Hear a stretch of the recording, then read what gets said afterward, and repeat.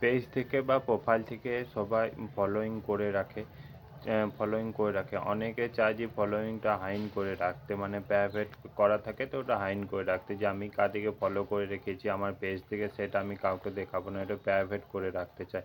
সেটা করতে গেলে আমি একটা সেটিং দেখে দিয়েছি, ফেসবুকটা ওপেন করে সে সেটিংটা দেখাচ্ছি, তোমরা ভিডিও মাধ্যমে স্ক্রিন রেকর্ডিং মাধ্যমে দেখাচ্ছি, সেটা দেখতে থাকো।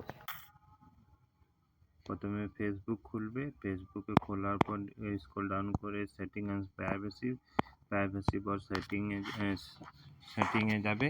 সেটিংয়ে পর যাওয়ার পর দেখো ফলোয়িং অ্যান্ড পাবলিক কন্টেন্ট, এখানে হাত দেবে।